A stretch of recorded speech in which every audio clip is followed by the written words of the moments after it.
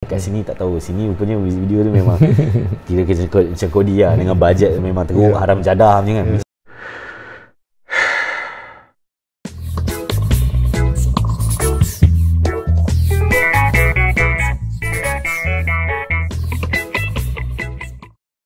Hai korang, Assalamualaikum. Jumpa lagi dalam channel Tok Ayah. Okay guys, kali ni Tok Ayah akan bawa seorang lagi tetamu untuk bersama-sama dengan Tok Ayah untuk membincangkan persoalan-persoalan dalam dunia perfilman ni, dan kita juga akan menyusuri perjalanan seni beliau. Siapakah dia? Dia merupakan seorang pengarah filem. Pengarah filem yang muda, pengarah muda yang bagi Tok Ayah antara yang paling berbakat yang ada di Malaysia ni. Tapi sebelum tu, Tok Ayah nak bagi tahu korang yang video kali ni ditaja oleh Mubi, streaming service yang paling baru sekali yang ada dekat Malaysia. Banyak filem-filem yang best yang ada dekat dalam ni. Kalau korang nak, korang boleh pergi ke www.mubi.com/tokayah dan korang akan dapat percuma 30 hari guys.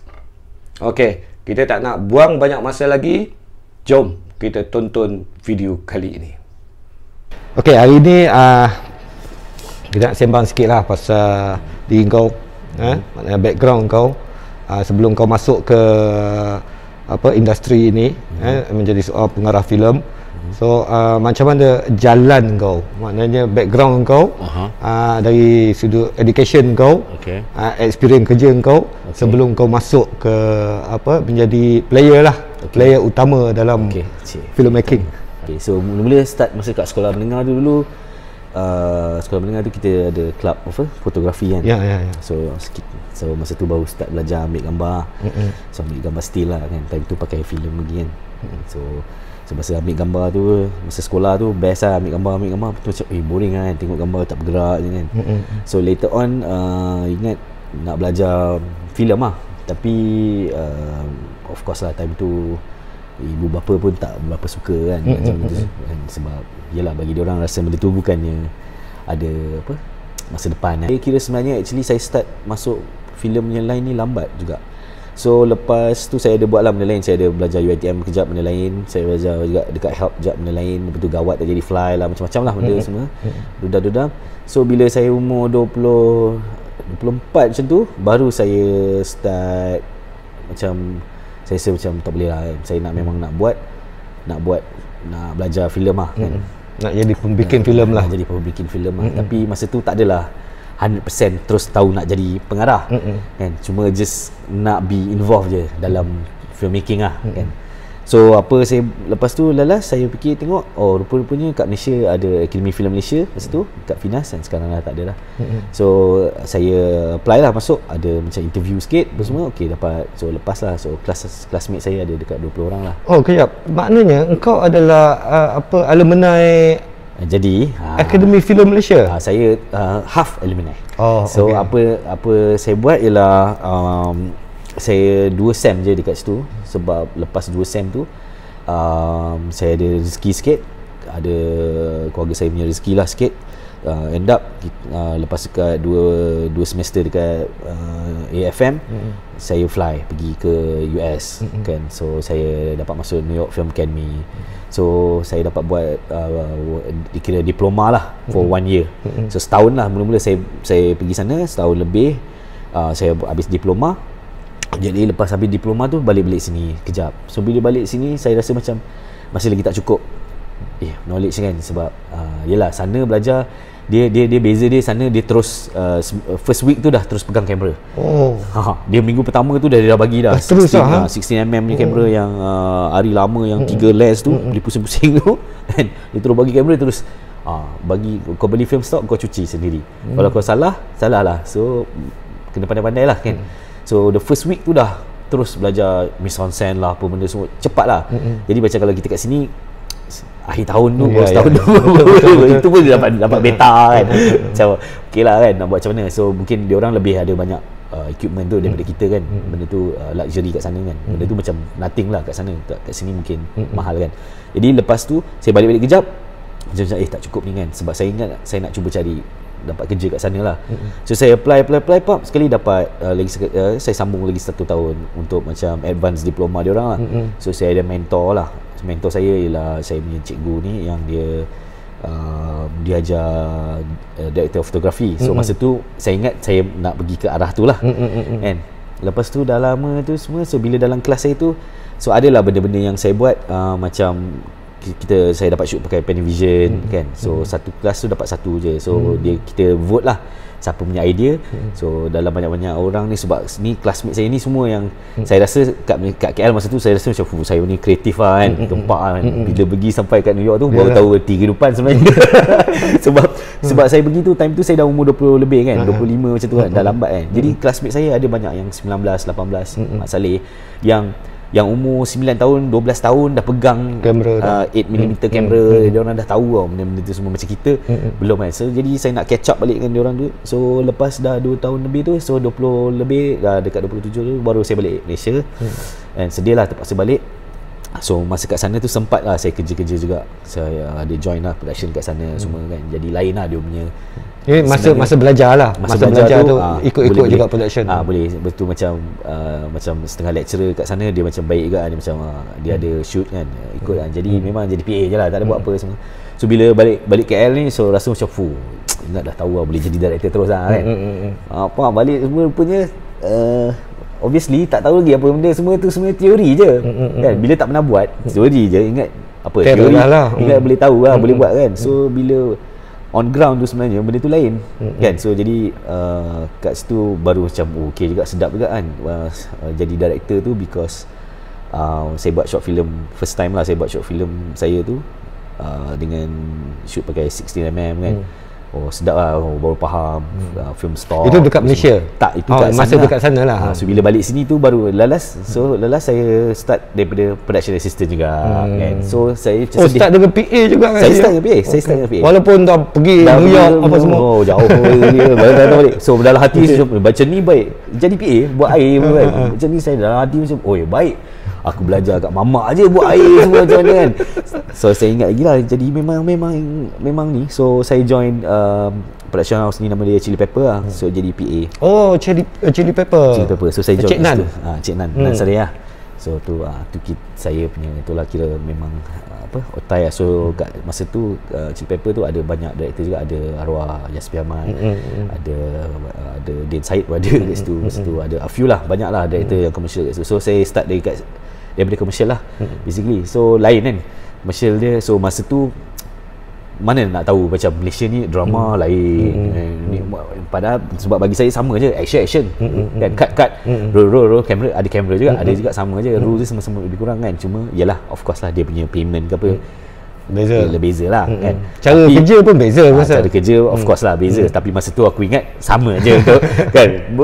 Bangang, kan, memang bodoh lah, lurus, orang kata lurus, bukan lurus lah, cuma macam naif lah. Chili Pepper tu, lepas tu saya ingat nak naik pangkat tu, macam dulu kita tak boleh declare tiba-tiba kita saya ni producer, tak boleh, kan. Dulu dia macam orang yang bagi kau title tu, kan. Kau tak buat lah setahun macam mana, kau orang macam okey sekarang kira kau line producer, kau macam yes, kan. And gaji pun naik, kan. Dan dulu masa ni paling kelakar lah, macam sebab tak tahu komersial punya bayaran macam mana dulu. Dulu dia orang kata by day, kan. So saya dengar okey Carol, awak start because awak baru, kan. Ni belajar sampai ke US ni. Gaji awak sehari 500. Apa? Saya pun kira macam sebelum shoot hari ada 12 hari kan prep, kan. Kira 12 hari prep campur hari shoot, 2 hari shoot. Banyak lah waktu tu. Rupanya 2 hari dia kira shoot day je. Dia tak kira dia tak tahu ya. Betul bila dapat asal dapat 1,000 je, kan. Marah, kan. Marah apa accountant, you baru lah. Alamak, betul dia explain lah macam baru aku faham, kan. So jadi nak dapat peluang, kan, nak jadi director tu kena sabar sikit lah. So dah tahu kena. Tapi kau maknanya kau start dengan line producer dulu lah? Tak, memang PA. Memang aku start PA. PA, jangan kata nak naik pergi line producer tu? Lepas tu baru naik line producer. Bila dah naik line producer tu, yang masa tu baru decide macam sampai bila aku nak tunggu orang lain semua ni. Sebab bila kerja dengan company, kan, kena ada orang lagi kat atas daripada kita yang dah bertahun-tahun kerja pun dia kat situ juga, kan. Macam mana kita nak bypass dia, kan. Tak best lah, kan. Tak berbudi apa. Kita masih ada konsep seniority tu. Yes. Jadi cara dia ialah saya keluar lah, freelance lah. kan. So bila keluar freelance tu baru, so first kali saya nak try. So saya ingat sebab macam dekat US sama juga, kat sana macam kira kalau music video tu kira kalau dapat buat music video tu kira macam okey lah kan. Kat sini tak tahu, sini rupanya music video tu memang kira macam kodi lah, dengan bajet memang teruk, haram jadah macam kan. Cakap haram jadah boleh. Tapi kalau macam kat sana music video tu kira dah luxury lah kan. Yes. So dulu macam artis yang independent pun dia still akan keluarkan bajet untuk buat music video lah. Jadi kat sini susah sikit. So saya ingat first time saya nak direct ni, saya duduk hari-hari duduk tunggu Mamat ni general, basically owner record label ni lah. So dulu kan ada coloring tone lah apa semua kan. So dia label yang buat coloring tone juga semua kan. So saya tunggu dia, hari-hari saya tunggu dia kat bawah office kan. Dia tunggu, abang tolong abang. So lala dia bagi saya satu music video. Oh, kau sampai peringkat tu sampai peringkat jumpa untuk minta untuk betul, dia suka, dia tak tipu. Dia suka, okey. Minta lala dia bagi 6 cents. Tak bisa kumpulan Six Sense. Kumpulan Six Sense tu tak bisa menerima tu. Video dia black and white je. Saya shoot dekat, tak tahu abang tahu ke tak, nama Ribu Vision. Dulu ada satu studio ni, sekarang dah jadi MRT station lah, dekat Jalan Tun Razak tu. Dekat Jalan Tun Razak tu. Sekarang dia dah pecah lah. Dulu dia banyak lah studio dia, kecil, dia ada banyak studio dalam tu. So budget 5,000 first time buat music video. Saya pun try lah buat. Memang tak ada duit. Berapa? 5,000? 5,000 budget. Ini tahun 2000 dah kan? Dah masuk 2000 dah kan? Dah 2000 lebih dah. Budget dia 5,000. Padahal lagu dia tu meletup. Lagu dia tu memang coloring tone dia memang meletup. Tapi masa tu dia tak bajet lah lagu dia akan meletup kan. So vocalist dia kan Indonesian, yang lain semua Malaysian kan yang ni. So first time buat tu semua gila babi lah memang. So impact dia macam mana? Lepas tu dia ada mix review lah. Jadi baru found out yang buat music video ni sebenarnya nothing lah untuk real director kan. Kita tahu kan nak jadi director kan ada real kan. Dia tak betapa dia tak ada sangat ada menolong apa-apa lah kan. Jadi tak okey. Tapi saya fikir balik. So bila buat music video ni kita tak ada macam kita kena buat iklan ke, atau kita kena buat series ke, atau kita kena buat kita ada klien ke apa kan. Tak, dia ada klien tapi kita boleh eksperimen banyak benda. So saya continue lah buat music video in the same lebih freedom tu lebih ada. So saya nak shoot reverse ke, nak ni ke, slow motion ke apa ke semua, boleh try lah semua. So lepas tu saya slowly dapat lagi satu pula music video, and then saya buat untuk untuk Butterfinger. So saya dah pernah buat music video budget 1,000 dengan ke 100,000 dah. Dan dalam lingkungan ada bajet untuk music video 100,000 ada. Yang tu yang saya shoot dengan Apa Khabar untuk Joe Flizzo tu. Kita pergi New York lah shoot. Jadi, Apa Khabar tu kau yang shoot? Aku buat. So yalah, so daripada tapi yang paling dekat dalam hati selalunya ialah kan end up yang selalunya yang memang yang bukan pasal bajet lah, memang just because of story, because of teknik yang nak tunjuk kan. And then macam music video ni kadang-kadang macam untuk aku tak ikut. Setengah orang memang ikut lirik tu, literally lirik tu cakap aku minta ilmu, kena ada orang macam tu kan. So aku ikut just melody tu. Kalau kadang-kadang mungkin visual dia tak kena dengan apa orang kata lirik, tapi boleh terima kan. Macam okey lah tu kan. So lepas buat music video tu baru slowly buka company. Bila buka company tu baru, apa nama company? Company lama dulu nama dia Future Flow Films.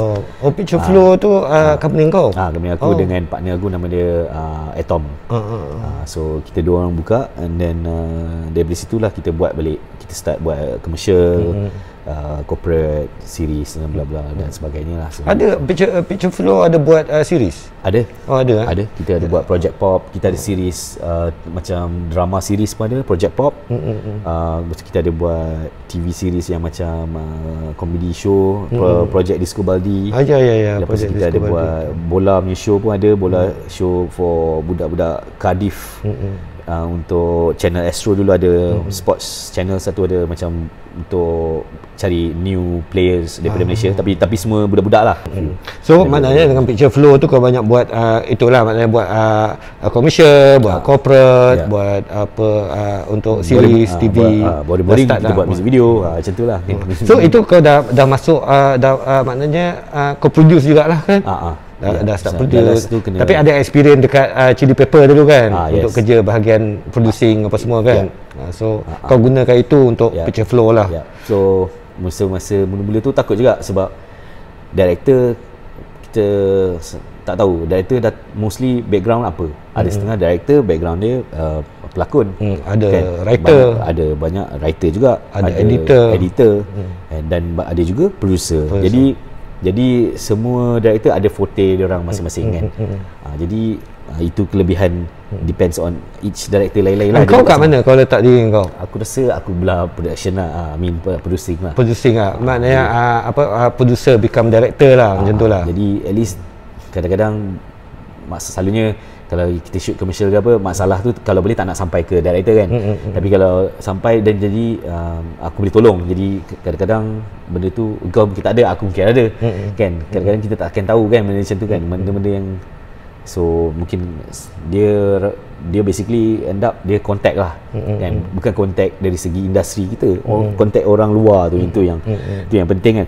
Tiba-tiba ada kawan yang ada kedai furniture lah, benda-benda macam tu lah kan, yang kalau nak cerita pasal industri je dan mungkin dia akan tunjuk kedai furniture yang selalu digunakan untuk shoot. Jadi benda tu dia dah ada rate dia yang standard. Tapi kalau kita ada kawan yang memang ada kedai furniture dan mungkin boleh dapat kan, jadi macam tu lah, benda lebih kurang macam tu lah. So aku rasa aku letak dekat producer lah kan. So maknanya dengan picture flow tu, kau buat picture flow tu, kau maknanya start kau set up company tu, dia terus boom ke, terus ni ke, ataupun tak. Macam mana kau membangunkan picture flow tu? Okay, so masa start tu mula-mula 3 orang je. Saya, partner saya tu Atom tu, dengan Adam Sinclair, 3 orang. Adam Sinclair sekarang pun dah director juga. So kita 3 je. Masa tu office pun memang ada kapet, 3 meja je masa tu kan. Benda lain tu tak ada. So kita dari situ kita slowly, saya ingat lagi first time kita dapat job tu, punya seronok kan dapat sebab job tu tak ada besar pun, Jabatan Kimia Malaysia punya corporate. Office kat Mutiara Damansara kan? Dulu kat Mutiara Damansara. So bila dapat tu first time job tu 50,000 kot masa tu. Tapi dia punya celebration tu, wow, dapat first time dapat rasa macam pergi pitch lawan dengan company-company lain, company-company yang dah lagi lama, yang lagi established kan. Dah established apa semua betul dapat kan. So from there slowly kita tahu okay lah, kalau kita buat betul-betul kita kena buat lebih sikit daripada orang lain. Selalunya orang hantar macam ni, kita hantar lebih. Ni hantar lebih macam tu lah kan. So bila tender ni harga tak boleh turun, tak boleh tinggi, tak boleh rendah. Kena sama lebih kurang lah kan. Jadi nak menang tu kena ada kelebihan dia lah.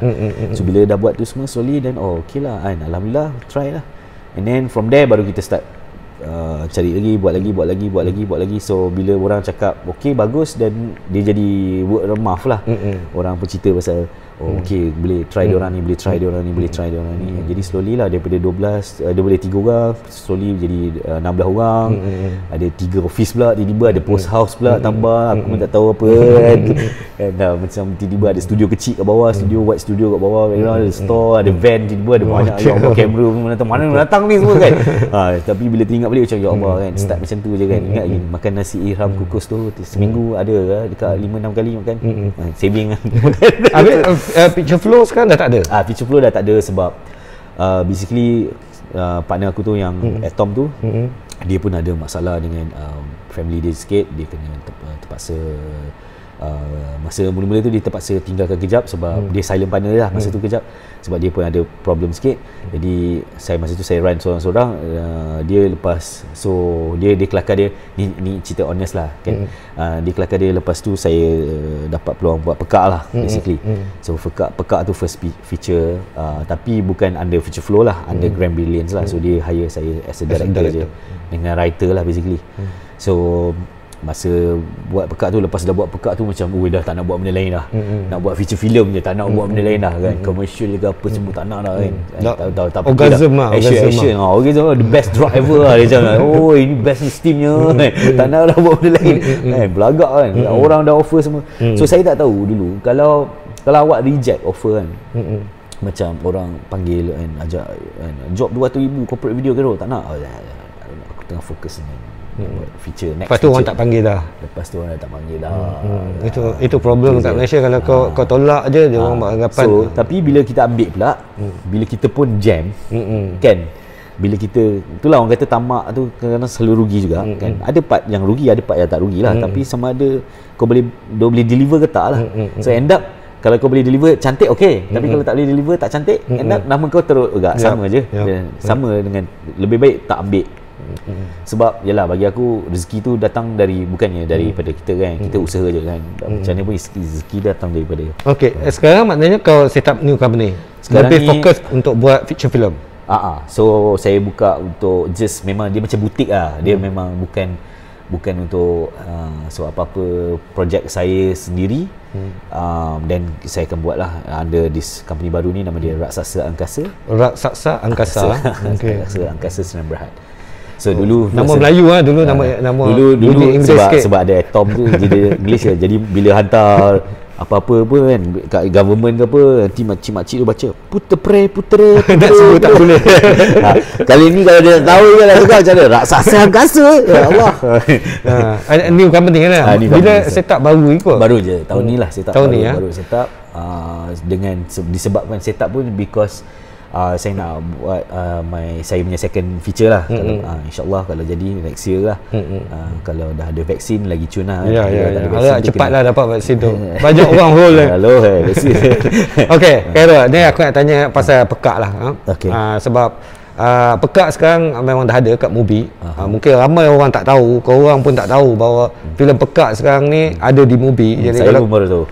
Khairul pun baru tahu. Jadi kalau korang nak tengok filem pekak tu, korang boleh pergi langgan movie lah. Sekarang dia bagi offer 30 hari percuma. Kalau kau tak perlu bayar, kau boleh daftar dulu. Nanti kalau kau tak suka, kau boleh tinggalkan. Okey, sekarang pasal filem pekak, aku nak tanya, kenapa pekak? Maknanya kenapa pekak? Kenapa tema itu? Dia pasal drug kan, pasal social and drug punya relationship apa. Kenapa benda itu kau nak ketengahkan? Okey, so orang-orang yang nanti tengok kan. Okey, tak apa.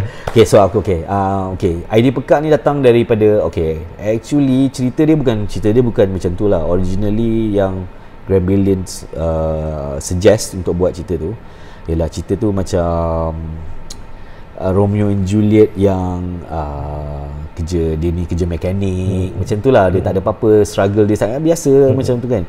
Jadi bila saya baca mula-mula the first draft tu, bukan draft pun, masa tu macam bukan beats pun, dia macam halfway lah, dia macam treatment lah lebih kurang kan.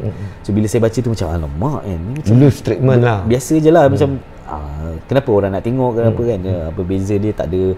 So dia punya struggle pun tak ada. Alah yelah dia susah sangat kerja mekanik, betul dia girlfriend dia budak sekolah kan, dia pun baru habis sekolah, macam tu lah dia punya love story biasa je lah. So bila saya baca tu semua macam macam ni dia orang nak bagi duit, macam ni dia bagi. So saya cakap kat GB macam apa kata kalau saya tweakkan sikit lah kan, bagi dia apa orang kata apa, dramakan dia kan, dramatizekan dia lebih sikit supaya lah, dia nampak lebih dynamic lah. So saya pun tukarlah sikit, saya pun buat dia macam apa kata kalau dia kurang upaya kan. Lepas tu dia punya mission dia ialah nak buat ni kan. So saya teringat macam yelah, macam pasal ada macam Kasim Selamat sikit kan, kalau campur-campur sikit Romeo and Juliet sikit. Lepas tu adalah banyak juga influence time tu Korean punya, banyak juga yang cerita macam tu, yang macam yang orang suka set up yang macam dia punya hero pun macam apa benda ni kan, hidup dia pun tak betul kan, tapi dia nak jadi hero macam tu lah lebih kurang. So slowly from there dia orang pun baca the first treatment tu, dia orang macam okay, dia orang, tapi dia orang tak boleh imagine lagi. So kelakarnya sebab GB boleh proof lah cerita macam tu. Tapi masa first draft, tapi masa first draft tu memang clean lah, dia tak adalah so bila vivid sangat visual dia ke macam mana kan. Jadi bila saya tulis tu pun tak sedetail habis lah. Jadi mungkin diorang imagine lebih clean, lebih ni lah. Jadi ni first time diorang buat yang cerita yang ke arah pasal dark dadah tu semua. So kenapa saya ada juga letak isu dadah ni semua, memang benda tu isu memang betul. And then paling teruk sekali ialah sebab pasal isu ni lah, pasal perempuan selalu bila kena harass, bila rape, benda semua tu, benda tu sebenarnya banyak benda tu berlaku. And especially lagi kat Malaysia ni, kalau macam perempuan kat sini, macam lagi untuk diorang nak bagi tahu pun dah lah benda tu jadi kat diorang. Betul, diorang nak bagi tahu pun diorang malu, nak sebab budaya, sebab ni itu satu. culture. Lepas tu yelah, lepas tu apa, dengan yelah malu dengan keluar newspaper benda macam tu lah. So jadi saya nak ketengahkan, nak tunjuk je betapa teruknya sebenarnya benda jadi. Tak kisah dalam apa-apa keadaan dan ni pun. So benda tu campur juga dengan of course isu dadah tu sentiasa ada. Tapi memang isu macam parti-parti dan apa semua tu sebelum tu pun masa time tu pun ada jadi ada orang mati juga. Yang dekat, apa konsert tu dekat Mines ke dekat Bukit Jalil. Bukit Jalil lah Yang konsert tu. Ya. Betul kan, ada yang jumpa kat Tasik lah, apa benda lah kan. So, benda macam tu lah. So jadi saya letakkan tu sikit lah. Benda tu apa-apa pun dia reflect pada society kita lah. So as close as, of course saya cuba buat sedekat yang mungkin. So jadi benda-benda tu semua saya ambil daripada apa yang saya pernah nampak, saya pernah dengar, saya pernah daripada kawan-kawan ke apa semua. So saya campurkan lah semua. So tapi saya tahu ada orang setengah cakap, mana ada macam tu, mana ada macam ni, macam. Of course lah mana ada macam tu sebab kau tak buat benda macam tu. Kan orang lain mungkin buat cara dia lain, orang lain buat cara dia lain. Jadi takkan sama kan. Jadi benda tu lah. So penerimaan orang bila kau cakap, kata ada orang cakap macam tu, ada orang cakap macam ni, maknanya orang mempertikaikan kan. So tapi secara keseluruhannya penerimaan orang okey kan? Ada yang okey, ada yang masa mula-mula keluar tu banyak juga macam kat Brunei terus kena ban, tak boleh keluar kat sinema. Atas alasan dadah dan seksual lah. Atas alasan seksi. Yang paling utama ialah saya buat orang OKU tu jahat. Kan? Tak boleh tak boleh. So orang AQ semua baik-baik. Jadi dia orang jadi isu. Kat sini pun dia orang buat partition semua. Dia orang buat partition kononnya nak suruh keluarkan pekat daripada sinema sebab macam menghina orang. Yalah, macam saya buat orang OKU semua boleh jadi jahat pula ke apa semua. Dia bukan jahat. Dia cuma nak cari ikhtiar je. Nak macam mana nak dapat duit supaya dia boleh dengar. Kita tak ada dalam situation dia. Itu motivation dia dengan kekurangan, itu dengan apa kehidupan dia. Kita hidup macam mungkin kita kerja benda lain apa semua, tapi dia itu je yang dia lorong dia yang. Tapi aku percaya ada orang macam tu. Confirm akan ada orang yang macam tu bila dia terdesak dan dia tak ada kemampuan, dia akan buat benda-benda yang yang melanggar undang-undang. Saya pernah jumpa banyak yang atas wheelchair pun ada yang lagi hati kering. Tapi aku ada baca artikel lah yang pasal ada orang OKU lah, persatuan ke apa ke, dia orang macam petition yang kau cakap tu. Betul. Pasal dia rasa benda tu macam tapi ada juga yang support. Lepas tu macam masa tu saya dah baru seminggu je kot kat sinema kan. Lepas tu dia orang dah bising-bising tu semua. Tiba-tiba ada satu this lady lah call lah, saya lupa dah nama dia. Dia call, dia macam part of NGO kira OKU Malaysia, something like that lah. Call saya kan, saya pun tak tahu hari tu pasal tengok nombor yang tak kenal, saya pergi angkat lah. Aduh, saya macam, is this Khairul? Alamak, basuh nak kena lagi dah, nak kena basuh lah pula ni kan. Lepas tu sekali dia cakap, actually on behalf of this blah blah blah, dia pun cakap macam we are so proud that you did this semua. I'm actually close friend with Arwah Yasmin lah. Tiba-tiba dia cakap semua kan. Dia cakap we support you Carol, no problem. You need a letter from us ke apa semua. Okay. So saya macam saya pun macam okey lah. Ada juga penerimaan dari side sana, kan. Tapi of course lah itu first feature saya kan. So dia macam buat driving license. Sebelum ni saya nak cuba buat feature ni lah lama dah. Nak cuba buat long form susah nak dapat, tally ke apa susah sebab orang akan cakap kau boleh ke buat long form boleh ke kau shoot sehari dua je, sehari dua je kau shoot, sehari dua kan. Untuk tengok kau sebagai buat corporate video. So dia macam yelah, dia macam okey buat commercial boleh lah, sehari dua je lain lah, shoot dia lain kira lah. So hari-hari duduk dengar benda tu kan, geram je macam apa beza dia, tak sama. Memanglah marathon dengan 100 meter lain kan. Tapi lari juga apa? Lari juga. Lari kan. Juga. Sama juga kan. Ada finish line kan. Ada kan. Sama kan. Betul tak? Tak boleh cheat kan. Sama je lari pakai kaki. Betul sama. Itulah kederat energi sama. So cuma itulah kena praktis lah. Takkan tiba-tiba orang yang 100 meter tu kena main lari marathon terus boleh lari kan. Tak boleh lah. Dia kena praktis. Sama je benda tu. Masih tentang pekak dia banyak pergi festival kan, ada menang juga dekat luar. Itulah alhamdulillah terkejut juga. Ada kita ada banyak Bob ada menang. Bob menang kat Russia. Kat Russia kan. Dengan saya menang best screenplay jugalah kat Russia tu. So Bob menang best actor. Kau menang screenplay. Dia punya line satu je. masa pada scene mimpi je dia bercakap. Yang lain tu menang best actor tak payah cakap. Itu power. Filem kau yang apa coming soon ni, yang in progress kau nak buat tahun depan, kau kata tu, aku harap sukses lah. Berjaya. Terima kasih banyak. Nanti kalau dah confirm betul nak ni, kita interview lagi lah, kita sembang pasal new project pula, InsyaAllah. Kalau Okay guys, itu saja, kita jumpa lagi. Okay, Assalamualaikum, terima kasih, bye.